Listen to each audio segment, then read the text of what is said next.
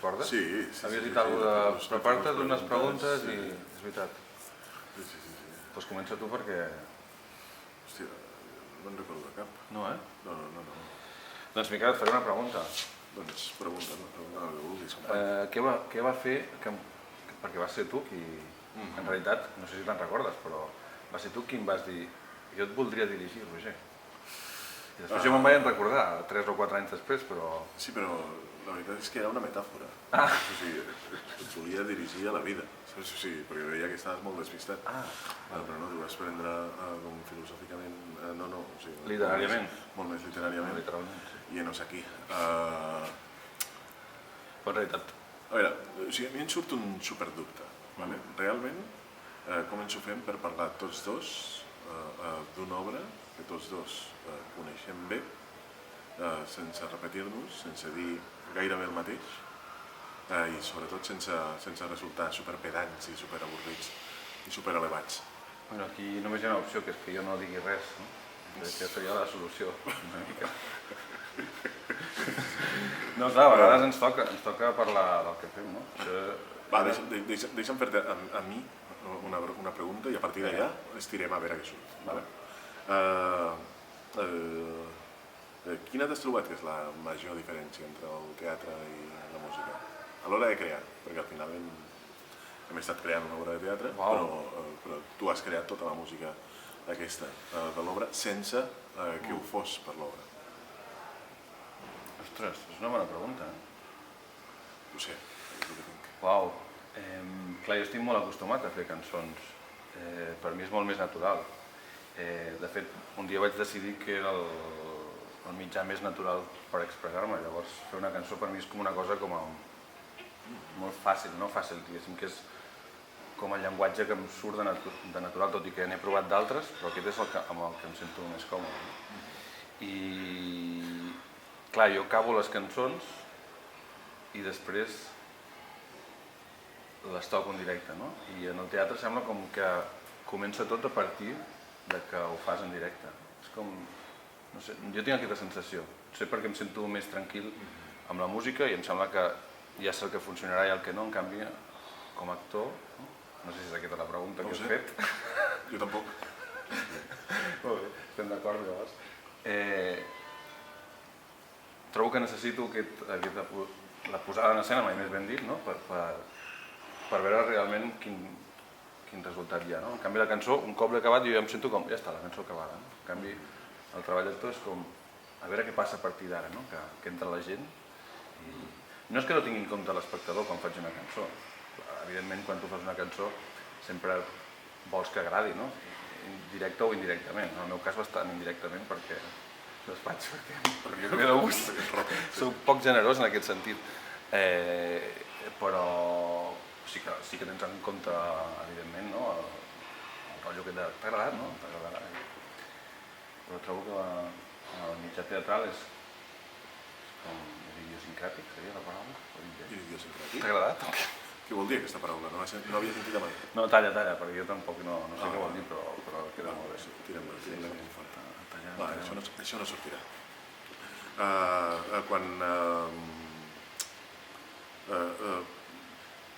Jo crec... Bueno, tinc una petita confessió. Vinga. Jo crec que el pitjor d'aquesta obra... Veus? I no faré cap acudit sobre aquesta frase. Veus? Jo crec que el pitjor d'aquesta obra és el títol. És una merda. Fa 15 anys és molt dolent com a títol. Tu vas tenir clar des del principi. No, es dirà fa 15 anys i tal, s'escriurà així. Saps? O sigui, però jo penso que que no defineix allò on hem arribat. Quan parlàvem ostres, farem una mena de work in progress, agafarem les teves cançons, agafarem algunes de les teves cançons que en principi, no sé si recordes, anaven a ser 8 o 9, al final són 12, gairebé. 12 gairebé, perquè una està a mitges. Quan van començar a escriure el text i a moure algunes de les escenes i tal, cap amunt i cap a baix, jo ja sentia, mentre fèiem aquell treball, que el títol es començava a quedar desfasat. O sigui, que ja no reflectia exactament allò que acabaríem dient a l'obra. I al final, una mica per vergonya torera, encara que som amics de tota la vida, no t'he exigit canviar el títol aquest, que no m'agrada el títol, fa 15 anys, no. Ostres, quina confessió, m'està fent mal, això. No, o sigui, de fet... Però un dolor agradable, Vale. Un dolor, aquest oxímoron. O sigui, tot el que li passa al teu personatge i a l'alter ego del teu personatge a l'escenari no li passa només en aquells 15 anys de professió com a músic. Li passa en 15 anys de desenvolupament humà, saps? O sigui, no només com a personatge, sinó també com a persona. Igual em falta que el títol també reflecteixi això. Sí, però d'alguna manera, sense voler, és també el que ens ha portat aquí, perquè fa 15 anys, a part de dir que fa 15 anys, bueno, ara ja quasi bé 16, que vaig començar amb aquest projecte amb el cognom artístic de Roger Benet, justament en aquest projecte sempre he jugat molt amb les paraules, i el fet que soni fa 15 anys, no? Venia a dir també aquests fotuts anys, no? És a dir, hi ha una cosa que quan tu fas una cançó i la portes en directe, o almenys en els espectacles de Roger Benet, que he fet durant tot aquest temps, o com a Roger Benet, veies el resultat final, però no veies tot el procés, tot l'abans, el després, totes les coses que hi ha. I per això, d'alguna manera, això que queda amagat en el títol s'exposa, no? És com tota aquesta part fotuda, ja sigui per bé o per mal, que no veus mai. Quan tu escoltes la cançó, escoltes la conclusió, però no veus el procés. I al final, en aquesta obra, del que parlem és del procés. Vull dir que sí que està inclòs en el títol, però potser sí que després a l'obra no apareix de cap manera explícita, no? Però sí que d'alguna manera ens va portar cap aquí, perquè el que es veu és això, no? Tota aquesta part que hi ha abans i després, o durant el procés de creació, que és el que s'amaga, no? Al final, quan fas un concert, fas una cançó i pum, aquí és on he arribat, no? He creat empatia, però amagues el camí. Exacte, sí. I aquí hi ha les dues coses alhora. I en un joc de paraules hi ha dues coses alhora, o sigui que tampoc s'allunyaran. No? Vale, llavors no la registrem amb un altre nom. Bueno, sempre pots posar... La fantàstica història de Roger Conesa i Miquel Ripeu a l'hora de fer una obra de teatre. A l'Esgai pots posar dos noms, així que podem posar dos títols, si et sembla. Encara. La fantàstica història... La fantàstica història de Roger Conesa i Miquel Ripeu a l'hora de fer una obra de teatre. Un pèl llarg, però m'agrada que surti de tu aquest cop una frase llarga i no de mi. Veus? Se t'està enganxant alguna cosa. Què més t'anava a dir? També tinc... Això no és un... O sigui, el d'abans suposo que era un retret. També tinc una lluança bastant potent. Sí? Bastant potent, que la veritat és que no sé si entendràs o no. Vinga. O sigui, tu saps que soc de processos lents. Sí, et conec. Jo sempre que he dirigit algú, o sempre que he estat a l'altra banda veient com era algú dirigit, fent d'ajudant de direcció, fent producció, o sent actor d'una peça i veient com algú era dirigit, sempre he vist el pànic de l'actor al text. Moltíssimes vegades he vist això, el pànic de l'actor al text. I tu no tenies cap mena de por, no només al fet de a l'escenari tocar 6 instruments diferents, de tractar amb un material tan sensible com és tu mateix, sinó a afegir i afegir més text segons necessitéssim, o a treure-ho i tal directament, després d'haver-te memoritzat 2 planes, dir, saps què? No, això no, al final no. Borrar i tirar. Saps? O sigui, a mi m'ha fascinat i no tinc ni idea de si és una qualitat com a músic o com a persona. El fet de que la teva vessant d'actor pugui agafar un text amb una valentia tan encoratjada i així, pam. Recordo un dia durant un dels assajos quan decidíem el fet de... Saps l'escena aquesta de la roda de premsa? Sí. On el teu personatge del passat parla de com podrà ser la seva projecció. L'estic fent cada dia. Sí, la fas. Li explicava als nostres amics que estan allà a l'altra banda. Recordo a l'hora de plantejar aquesta escena i tal, com de seguida i tal, vam assajar improvisant una mica, vam escriure el text i el dia següent ja ho tenies, però ho tenies així, pam, saps? O sigui, a mi això em fascina perquè només ho he vist en alguns actors a la televisió, i realment no esperava de tu que fossis no tan bon actor, sinó tan ràpid com a actor. O sigui, adoptant processos així. Jo crec que aquí s'ajunten dues coses. Per un costat, la por no hi és, però jo crec que una qüestió d'inconsciència.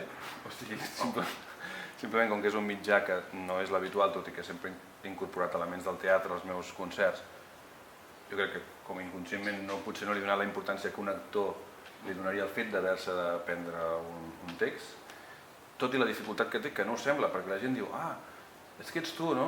I dic, no, al tanto, perquè justament aquí és un procés xungo, perquè a partir de coses que han sorgit parlant tu i jo i en treball de creació, ha sorgit el text i a partir d'aquí jo m'he hagut d'aprendre un text que aparentment sortia de mi, però no tot, i fer-lo com si fos absolutament meu. O sigui, que aquí hi ha una trampa, no? Que no és que estigui fent de Roger i ja està, no. I l'altra cosa, jo crec que això sí que ho he tingut sempre, que és molta memòria. Llavors, suposo que això també és un... T'ha jugat? Sí. Molt a favor. Igual tampoc no li he donat importància perquè jo he sigut sempre més d'empollar, diguéssim, l'últim dia, no? I llavors aquí he com desenvolupat algun sistema d'aprenentatge ràpid que... Ara has explicat tot. Sí. És més això. I per últim, em sembla ja és per últim, no? Home, però jo et feu una pregunta, tu, vale. No, tira, per últim. No, pots preguntar el que vulguis. Bueno, per mi és molt interessant. Clar, jo he estat 15 anys fent de Roger Benet, si entenem que Roger Benet era jo, o diguéssim, estant al capdavant del projecte amb el nom aquest de Roger Benet, ja sigui en banda, sol, el duet o com sigui, sempre combinant mitjans audiovisuals, mitjans propis del teatre, música en essència, i sempre havia com manat jo, no? I d'alguna manera va arribar un punt que vaig dir, no, per fer això, o sigui, passo de mi, saps? És com... Necessito delegar, no només delegar, sinó necessito que algú es miri això des d'un altre punt de vista per donar-li un canvi. I llavors vaig pensar en el que m'havies dit i t'ho vaig venir a dir tu. I a partir d'aquí, per mi, jo tinc una sensació com... Bueno, ara ja no, perquè portem un temps fent-ho i he assimilat moltes coses, no? Però al principi sí que tenia una sensació, jo, de descontrol, que era molt estranya per mi, perquè no estava dominant jo tota la situació, decidint i tot això, sinó que era una altra persona. Em va sorprendre de mi mateix també el fet de saber delegar, que això no em pensava que em costaria més i crec que en això vaig tenir molta confiança en seguida. Però m'agradaria saber com has viscut tu aquest procés, no? Perquè per mi ha sigut sorprenent veure alguna cosa de Roger Benet des de fora de mi, absolutament, no? Que no havia passat mai, no? Llavors és com... Clar, jo vaig passar un temps fent monòlegs còmics, i una de les coses que em va apartar de seguir fent allò és que em sentia molt sol. Era molt depriment, sí, depriment és la paraula, escriure's un text, assajar-ho solet a casa o llogar un espai, provar-ho davant d'un mirall, o anar a casa i provar-ho davant de la parella o enganyar els amics per venir un moment, mira, us vaig explicar 5 minuts de no sé què, per després fer-ho, anar-te'n a un teatre solet amb la teva carpeta, parlar amb un tècnic, era... Crec que ho entenc i crec que molts compositors ho entenien. Sí, el qual realment, quan em vas dir que volies fer una gran òpera rock i tal, però tu sol, vaig pensar, hòstia, si jo tingués les teves habilitats, si jo tingués el teu material, el que voldria és companyia. I per mi ha estat terapèutic el fet de, no d'ajudar-te, necessitaves que t'ajut, sinó de tirar cap a una banda o cap a una altra, perquè he pres les mateixes decisions que prendria si fos jo l'artista que està davant del públic o que té aquell text. La veritat és que ha estat molt xulo. Molt xulo precisament per això, perquè entenc què se sent estar en aquella banda, entenc l'humor, entenc l'absurd, entenc el tempo, entenc la mirada personal que es vol tirar i des d'on, i entenc també que perquè aquesta mirada personal sigui ben feta, encara que sembli una xorrada, te l'ha de fer algú altre. Perquè de vegades t'entens tan bé a tu mateix que és impossible que t'expressis. Sí, en aquest sentit també he de fer una lloança, perquè justament és molt curiós que la primera vegada que algú dirigeix un espectacle sota el nom del projecte Roger Benet des de fora és la vegada que m'han dit que és més honest, més vegades, vull dir que és curiós, no? Però aquí hi ha tot això que deies de saber veure totes aquestes coses que jo segurament a vegades quan estàs molt capficat, com la trampa aquesta, el procés creatiu d'estar com massa capficat, no saps agafar distància i veure-ho. Per mi ha sigut superenriquidor i terapèutic també, com a artista o creador. És un joc en el qual vam entrar al principi i que vam desenvolupar, crec que molt bé. I és el fet de saber o de tractar d'esbrinar què és veritat i què és mentida, no només en el projecte de Roger Benet, sinó en aquelles coses que volíem dir en aquest espectacle, en aquest escenari. I la veritat és que ha estat un super plaer. Crec que se'ns acaba el temps. Volies fer una pregunta, no? Sí. Tens 1.000 euros? A veure, estic ara... M'estic comprant... Tu saps que la pasta no és un problema per mi. Home, per favor, ets músic. Clar. Tots esteu forrats. Sí. Bueno, jo vaig fer una cançó i a partir d'aquí ja... Només has de fer una cançó a la vida i ja està, a partir d'allà. Jo crec que ja està. Molt bé, Miquel, doncs un plaer. Gràcies. Quina és la teva càmera? Si és aquesta, un plaer, escolta. Superplaer. Això ho hem de repetir, Pues sí, tio. No? Quedem aquí cada dijous. Vale. Sí. Bueno, jo estic de dimecres a diumenge, encara fins al 3 de novembre, si vols quedem. Quedem els dijous. Els dijous només? Sí. És que està al mig, no? Sí, que està al mig, és de la setmana. Perfecte. Doncs una salutació... Si no pares de parlar no tindran un final. És veritat. Sí. Pot ser? Estarem fent el final que tenim pactat. Vale, sí. 1, 2, 3 i... Roger Conesa, Roger Benet. Que sap que... Així podríem acabar-ho tot, a la vida.